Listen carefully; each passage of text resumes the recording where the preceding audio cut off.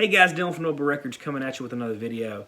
One question I get all the time is just where do I start? You know, it can be a daunting task putting together a setup, trying to figure out how to organize your collection, where to buy records, you know, all that stuff. I mean, what speakers to get, what turntable to get, what receiver to get, do you need a preamp, all that stuff is daunting when you've never done it before. So I kind of wanted to sit down and write down some notes of things that I could give you guys as tips starting out. First of all, there's lots of different types of collectors. You have people that are kind of just into it for the thrill of the hunt. They go to Salvation Armies, Goodwills, thrift stores, flea markets, yard sales, and all they care about is getting a good deal. They want to show you that record that's worth $100 that they got for 25 cents. You know, there's a lot of people like that. I've been like that my whole life. I love finding a good deal. You have the nostalgic collectors that just want to get the music that they grew up on. They want to put a record on that reminds them of driving around in 1984 in the Trans Am. You know, there's lots of people like that. There's people that are audiophile collectors that are all about the sound quality. They got to get the best sounding pressings, all that stuff. There's people that collect like comic books. They don't really listen to the records. They just want them for the collectability of it. And there's everything in between. There's all types of different collectors out there. First of all, you got to figure out what it is about collecting records that intrigues you, what you like about it, and kind of fixate on that point. And don't let people that are in other type, like I know people all the time that are the more comic book type of collectors that they are just so into it for the collectability. I'll find a rare record that I've always wanted and it's sealed. And I'll open it and they're like, oh, how dare you open that record? It's been sealed for 40 years or whatever. That's not why I collect records. I collect records to listen to them. I love records. So don't let the other types influence the way that you collect records. Find what you like about it and do it that way. Also, don't be pressured by the snobs. There's a lot of snobs. I mean, almost worse than anything out there. There's record collector snobs. Now, I've met really nice record guys that know a lot and they're super humble. Those guys are the best. But I also met a lot of snobs, like people that are record store owners or they're big-time collectors. They've been doing it for 20 years and they think they know more than everybody else. There's a lot of people like that. A lot of people try to hold over other people's heads how much they know about records. And if you ask a question, they act like you're stupid. There are people like that. But just don't let those people drag you down. There's the people that make fun of you for saying vinyls. If you haven't heard, there's like this huge phrase, the plural of vinyl is vinyl, and you're not supposed to say vinyls. Who cares? All right? You're starting off collecting records. You're wanting to get into it. That's the important thing. So don't let those guys that are the stereo snobs or the record collecting snobs drag you down. Their opinion doesn't matter. What's important is that you get into it and you really enjoy it. Another thing, records can be expensive. So don't be afraid to stream before you buy. There's nothing wrong with music streaming, in my opinion. If you have an Apple Music or whatever, there's lots of times to where I think, I don't really know if I want to buy this on vinyl. I don't know that I want to spend, $60 on a record I've never heard before. So there's no shame in streaming something before you buy it. Especially when you're starting off, you kind of have a budget that you're working with a lot of times and you don't want to buy everything. You really want to be very careful about the choices that you make. So don't be afraid to stream it before you buy it. Next thing, embrace the vinyl community. So there's vinyl communities everywhere. Obviously, you're watching this on YouTube. There's lots of people on YouTube that are into collecting records. There's lots of knowledge to be gained from YouTube. Lots of guys know a lot about records. And by watching videos on YouTube, you can gain a lot of knowledge about records as well. It's free information. It's great. Make friends with people on YouTube. Don't be scared to start your own YouTube channel, even if you don't know that much. Other vinyl communities, I know there's a big community on Facebook. I don't really do Facebook that much, but there's a big vinyl community on Instagram too. I've been doing, when Instagram started, I opened up an Instagram page and have been just making friends on Instagram for, gosh, it's been almost 10 years now. So there's great vinyl communities. Just find whatever format, whether it's YouTube, Facebook, Instagram. I don't know, there's all these other things now, TikTok and whatever. I don't know how that works, but find a way to connect with other people about music, because that's what really makes it a lot of fun. A lot of people, they collect records, but their spouse doesn't collect records, so they don't really have an outlet to talk about things. with people. So that can get really frustrating if you are really super into something and no one cares. So I would encourage you to make friends, because by making friends, number one, you gain knowledge from people, and number two, you know, I made friends a long time ago, so now I have a ton of people I trade records with. So that's one thing, like you get 2 copies of a record and you can trade it, whatever. So it's always good, it's always better when you have people doing it with you and there's friends involved. The next part is, you know, or maybe even the first part, you got to find the right turntable. That's a really tough obstacle to get over, but guess what? It's not that hard. There's a lot of resources now that haven't always been around. There's a lot of great entry-level turntables now that haven't been around. I'll just kind of tell you, when I was starting out, you know, I collected as a kid, and I had an old turntable as a kid that this old man gave me, and it was a great turntable. It worked really well for me. When I, you know, moved out of my parents' house and went to college, it got thrown away. So when I got out of college, got married, and decided I wanted to kind of revamp my record collection and all that stuff, I looked everywhere for a turntable. At the time, I was not making much money. I didn't have a whole lot of money to blow, and so I ended up settling for like one of these all-in-one units. If you can get something that's not an all-in-one unit, that would be great. The all-in-one units, you know, like the Crosleys and stuff like that, they're not great for your records, and they also don't sound very good. So there's a lot of ways that you can get a cheap turntable that will be better than something like that.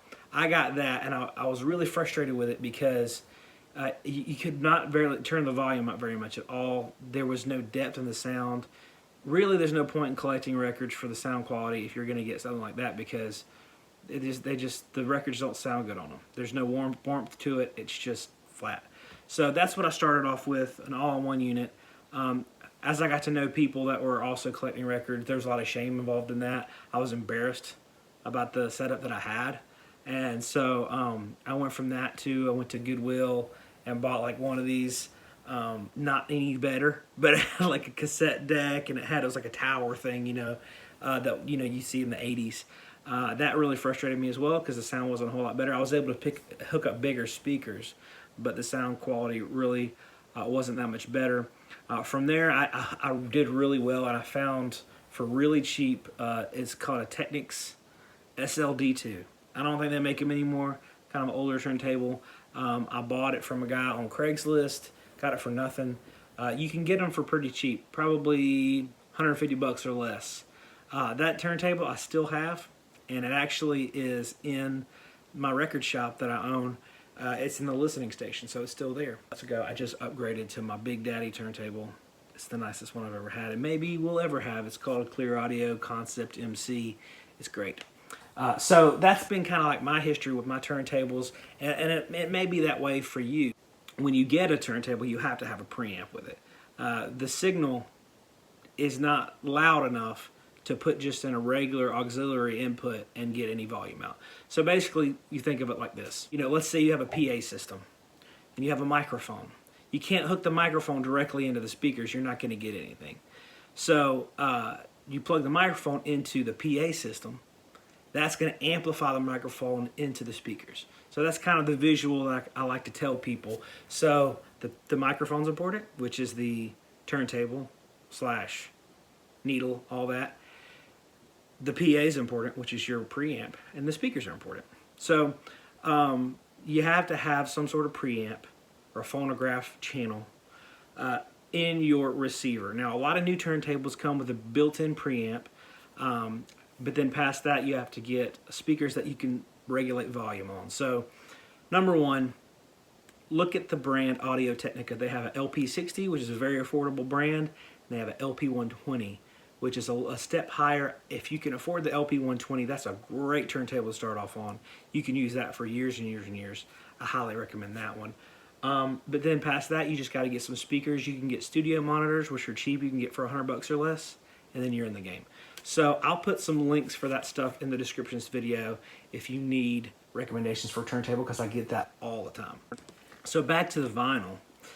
Start off with records that you really like hearing over and over again, because in the beginning, when you just start out, you start building your collection and you might only have 10 records or you might only have 20 records, and when you're really into it and you're excited, you're going to want to listen to those records over and over again.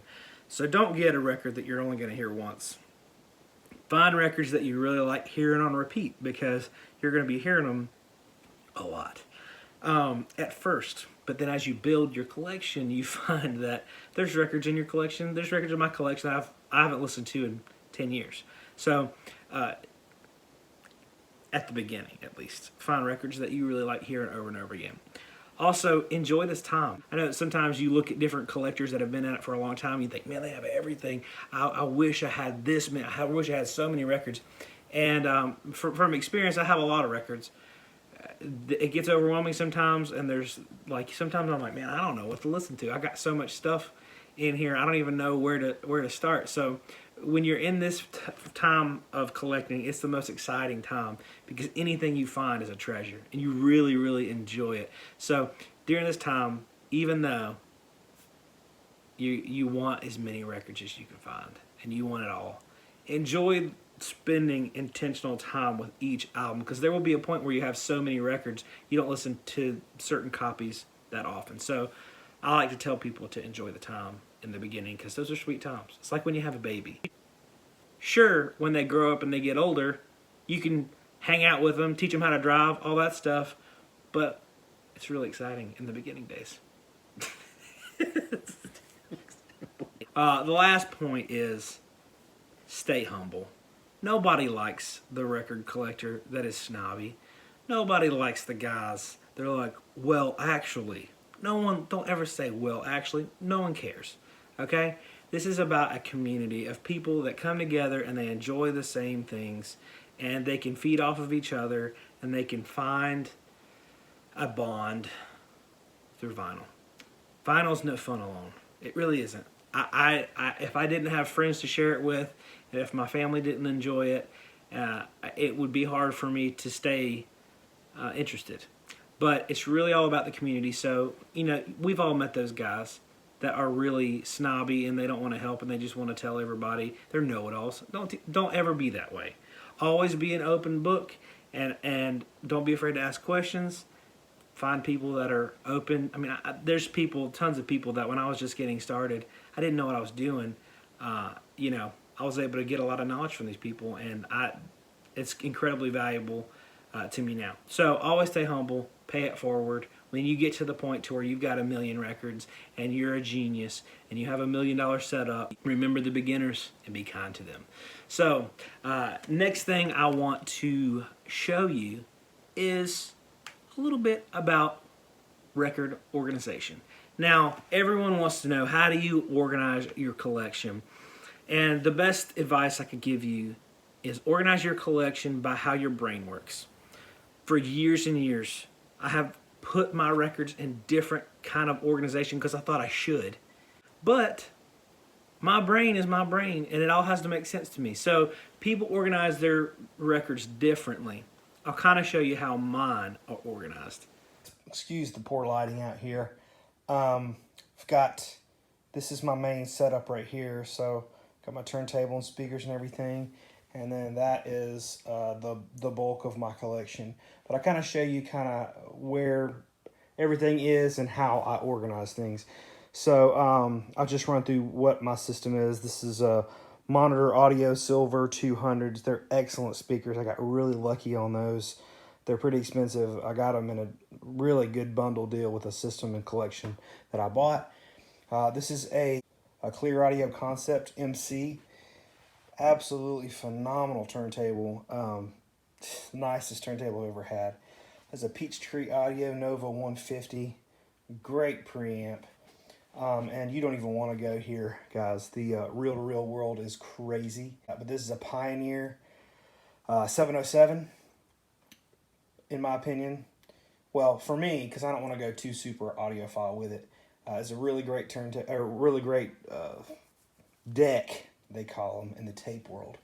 But yeah, it's a direct drive. That's what I like about it. But anyways, so over here, I'll start with these cubes right here. So this is my Mobile Fidelity Sound Lab, audiophile records right here. So that's the more kind of, expensive audiophile grade stuff. I got it running on my turntable because, if I really want to hear a really great sounding record, that's kind of where I go. This down here is my post-2000s stuff, so anything recorded after 2000. This stuff is kind of stuff I've been listening to lately, I guess. So there's my other tower there. I'll show you the reel-to-reels that I do have. Love Forever Changes, Grateful Dead, Buddy Rich, Heavy Cream, Eat a Peach, Rolling Stones, John Coltrane, Eric Clapton, Isaac Hayes, Lightning Hopkins. So some pretty cool stuff. All right, so this right here, the way that my brain works, this is my classic rock collection. So you got, start off with the Beatles. You start off with AC/DC, Allman Brothers, Beatles, all that stuff. Go down Bob Dylan, blah, blah, blah. This is stuff more radio-friendly, classic rock stuff. From here till about there is all Led Zeppelin because I'm a fanatic. But anyway, so that's the classic rock stuff, the normal stuff. On this side, these 4 cubes right here are all psychedelic stuff. These 2 cubes up till, well, a lot of that's blues. Most of this stuff up till about here is jazz. And then here I've got like 90s stuff, grunge, stuff like that. And then these 6 or 8 cubes down here are all kind of random. So that's the kind of stuff I have not logged yet into Discogs and that I need to handle. So that's kind of how it works. Over here I've got kind of a little system going where I clean these, put them on my Discogs page, kind of, my collection side of my Discogs page. I put new sleeves on them, all that stuff, and get them ready to be put into the rest of the mix. So, as you can tell, this is probably not how you're going to organize your collection, but it works for me because I know where everything is. Thank you guys so much for watching this video. Just made these shirts. Vinyl isn't going anywhere because it's not. If you like this video, hit the subscribe button below. There's links in the description of this video of my Facebook, Instagram. I post a lot on Instagram. Anytime I find anything cool, a lot of information about records, all that stuff. So follow us there. And also, if you want to buy a shirt, hat, sticker, whatever, help support the shop, the link is down there as well. Thank you guys so much for watching, and we'll see you next time.